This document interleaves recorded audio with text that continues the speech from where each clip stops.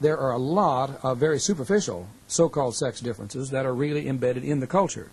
But we're now talking about intrinsic physiological differences, and once we look at them, most of us just throw up our hands and say, this is glorious, because we are fearfully and wonderfully differentiated from each other. Let's look at them. Name them. We're mutually interdependent. Every household needs both a male brain and a female brain, for example. The woman's brain works much like a computer. We have bad names for her kind of reasoning because we often call it woman's intuition, and by that it's a put-down of some sort. But the fact is that lateral transmission in her brain allows her to consult all of her past experience and give you an instant response. She can make a judgment more quickly than a male can, and for those of us males who are married to a quick woman like that, we often are disgusted that with very little work they come up with right answers. That is really true. Shirley and I can meet with people socially for the first time. And when we come home, here I've got a PhD in psychology. She already has summed up character and personality factors much faster than I have, and I've learned that she's right. I learn it 2 or 3 weeks later or months later as I deal with the people, but she gets it instantaneously. This is because they can consult that marvelous set of hemispheres, the right hemisphere, which is more intuitive, more global, and if a male had access to that, as a left-handed male might, we would make those kinds of judgments ourselves. The amazing thing, though, is that in my relation to Robbie, very often when I ask her how she arrived at that conclusion, she cannot tell me.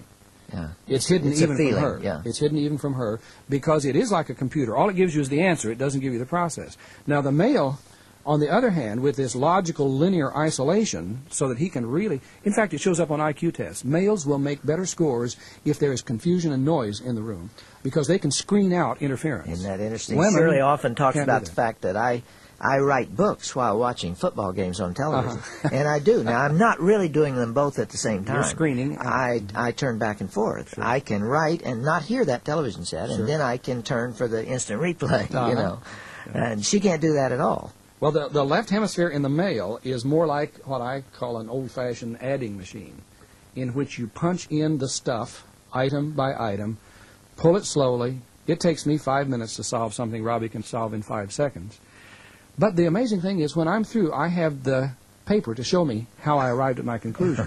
Mine is logical, it's provable, it's certifiable, and I have all of this data. So every family really needs both of those. We need the instant readout, and if we both agree, that's the marvel, that we have good conclusions. Now, Don, anytime you're talking about a comparison of the sexes, people get on edge today because that's a sensitive subject. And somebody is steaming right now, and they're saying, those two guys are saying that women cannot think logically and men cannot think emotionally. You're not saying that. I wouldn't want to say that. However, we are really wired to be more analytical as males, and females are wired to be much more global in their reasoning. I would say that's equally logical, however. In fact, if we could stop the clock on that computer and ask how they got the data, it would be very logical. It is not illogical, so it is in no sense a put-down. If anything, it's a demonstration that a woman's brain is superior to a man's brain. And I think there's every evidence to support that. The fact is males don't make it very well alone in the world, and females can make it very well. They are just much more able to cope for themselves than men are. Men are very fragile because every male is in touch with his emotions, but they are accessed through his right hemisphere. That is, males are very responsive to story. Women almost never stand around and swap stories. Men always do. Men prefer to get into their feelings, but they do it through the telling of anecdotes and can you top this kinds of things. And if a minister knew what he were about, he would always preach with story if he wants to affect men in his congregation, because men are called to discipleship only through their affect and not through their logic. And Jesus knew all of that, and that's why the Gospels are full of story. Story will grab everybody in their feeling, and so the use of stories is getting at the right hemisphere.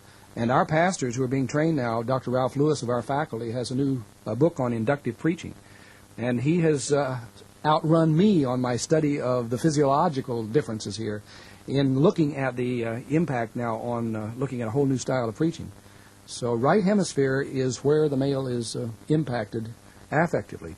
Well, Don, why does a woman have such an easier time, though, talking about her feelings, expressing her feelings, than a man does? Okay, we're back into the language thing. Males simply don't talk very much about anything.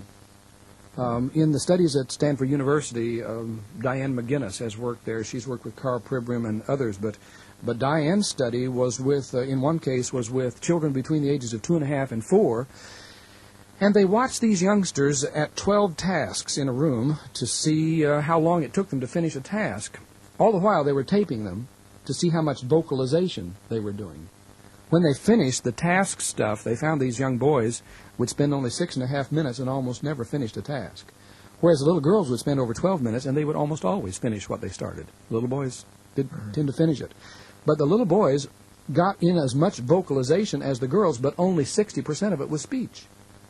With little girls, they talked to themselves, they talked to each other, they talked to the objects they were working on. It was just talking, talking, talking, and always language. 100% of it is languaging. With the boys, 40% of it is non-language. Same amount of vocalization. See, males don't talk about a lot of things. They are not highly verbal. 9 out of 10 kids in speech pathology in first grade are boys.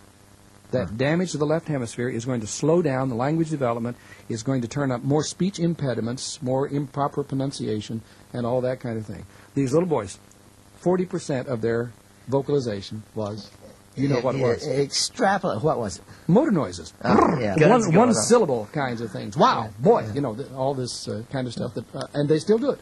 One syllable ejaculations characterizes about 40% of male speech. They don't formulate complete sentences and thoughts. So they cannot access their feelings through language as well as a woman can, but they are very susceptible to affect or to feeling or emotion if it comes to them through story. You know, it's interesting that one of the primary complaints that women have of their men is they won't talk to them. They won't talk to them. Yeah. And one of the primary complaints men have of women is their emotion with which they approach life and frustration. And so it's interesting that there's a physiological root for those differences. Surely a source for that. All right, let's get practical with this, Don. Let's look at an 8-year-old child and call him a right brain boy or a left brain boy. What is the difference between those two? Well, the left brain boy, for example, is going to be slower in speech. That's going to be the obvious thing. He will not be as highly verbal. He's a right-handed boy typically. There's another phenomenon which we probably can't talk about, which is being referred to as anomalous dominance. It will occur about, in my students, I see it about 3% of my students at the graduate school level have cross-brain. That is, they're right-handed but left-eyed. And eye dominance is a second way of measuring dominance. In other words, you ask them to cover one of the two eyes and look through the other one, and they will go to the stronger of the two. Just That's so right. They'll reach out and pick up something. It's easy for a person who shoots a gun because they automatically sight with their strong eye. And some of them never have any idea why they're always reaching over the barrel and getting in a very awkward position to sight. But that dominant eye, if it matches up with the dominant hand, it's typical. So let's take a typical right-handed boy. He's going to be left brain dominant in terms of speech and the processing of his life experience. So he's going to be slower in language development. He is going to be typically masculine in a lot of his tastes and preferences.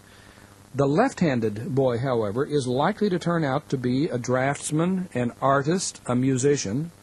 Those are the three kinds of things that just show up repeatedly in left-handed males. And he's also likely to be highly verbal. We have a grandson, and when he was only 2 years old, his verbalization was so clean that I had him at the hospital and held him up. We were waiting for his mother to come down the hall to visit with him. And I was holding him up to see. I said, "Do you see that newborn baby there?" And here was a newborn. You know, with my birth bonding interest, I was a little anxious because there was no human around this baby that still hadn't been cleaned up, and the navel cord was pulsating, and the eyes were wide open, searching for those humans that were not in the environment. So I said, "Jordan, look at this newborn baby." This was right after Christmas. He said, "Was he born in Bethlehem?" And I was embarrassed. How old was he? He was 2 years old, and he articulated that with precision. People 30 feet away turned and laughed because they connected the Christmas idea. This kid was dead serious with me. He thought, by the cue, newborn babe, that this had to be from Bethlehem.